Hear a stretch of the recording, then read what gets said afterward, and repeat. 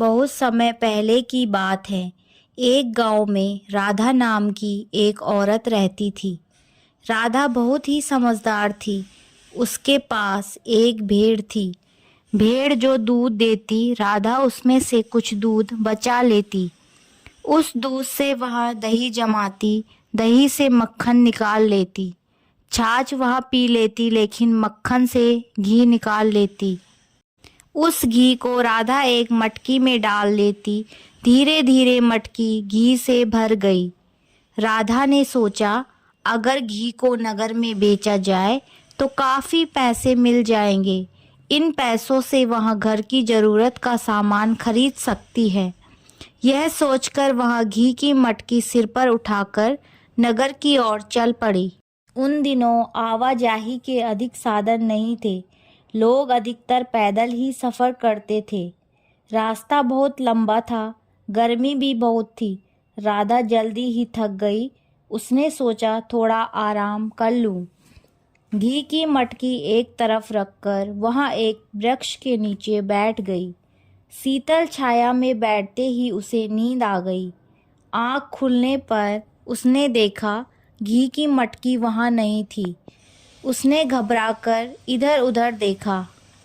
तभी उसने देखा कि थोड़ी दूर पर ही एक औरत अपने सिर पर मटकी लिए जा रही है। वह उस औरत के पीछे भागी।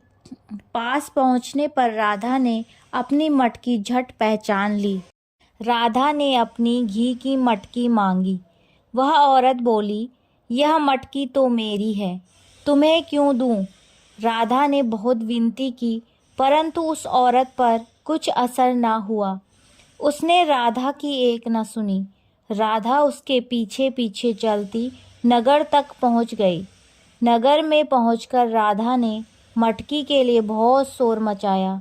शोर सुनकर लोग एकत्र हो गए। लोग निर्णय नहीं ले पा रहे थे कि वो वास्तव में मटकी किसकी है। वे उन दोनों को हाकिम की कचहरी में ले गए। राधा ने हाकिम से कहा, हुजूर, इस औरत ने मेरी घी की मटकी चुरा ली है। कृपया मुझे मेरी मटकी दिला दें। मुझे यह घी बेचकर घर के लिए बहुत ज़रूरी सामान खरीदना है।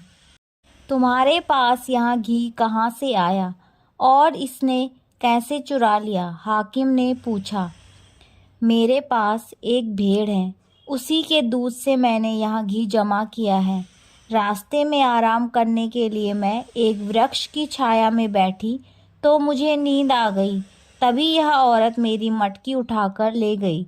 हाकिम ने अब उस औरत से पूछा तो वह बोली, हुजूर, आप ठीक ठीक न्याय करें। मैंने पिछले माह ही एक गाय खरीदी है जो बहुत दूध देती है। मैंने यह घी अपनी गाय के दूध से ही तैयार किया है। जरा सोचिए, एक भेड़ रखने वाली औरत एक मटकी घी कैसे जमा कर सकती है?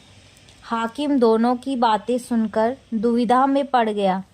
वह निर्णय नहीं कर पा रहा था कि वास्तव में घी की मटकी किसकी है। उसने दोनों औरतों से पूछा, क्या तुम्हारे पास कोई सबूत है? दोनों ने कहा कि उनके पास कोई सबूत नहीं है।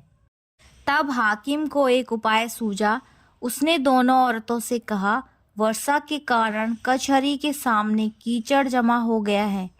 उसमें मेरे बेटे का एक जूता रह गया है। तुम पहले वहाँ जूता निकाल कर लाओ, फिर मैं फैसला करूँगा। दोनों कीचड़ में घुसकर जूता ढूंढने लगी। बहुत हाथ पांव मारे, परंतु उन्हें जूता नहीं मिला। वास्तव में वहाँ कोई जूता था ही नहीं। हाकिम ने उन्हें वापस आ जाने को कहा। दोनों के हाथ पैर कीचड़ में सन गए थे। हाकिम ने उन्हें एक एक बड़ा लोटा पानी दिलवाया ताकि वे हाथ पांव धोकर कचहरी में हाजिर हो सके। दोनों को पानी दे दिया गया। समझदार राधा ने अपने हाथ पांव धोने के बाद भी थोड़ा सा पानी बचा लिया, परंतु दूसरी औरत उतने पानी से केवल हाथ ही साफ कर पाई। उसने कहा, इतने पानी से क्या होता है? मुझे तो एक बाल्टी पानी दो ताकि मैं ठीक से हाथ पांव धो सकूं। हाकिम के आदेश से उसे और पानी दिया गया। हाथ पांव धोने के बाद राधा उस औरत के साथ कचहरी में पहुंची तो फैसला तैयार था। हाकिम ने फैसला सुना दिया, घी की यह मटकी राधा की है। गाय वाली औरत जबरन इस पर अपना अधिकार जमा रही है। सब लोग हाकिम के न्याय से बहुत खुश हुए।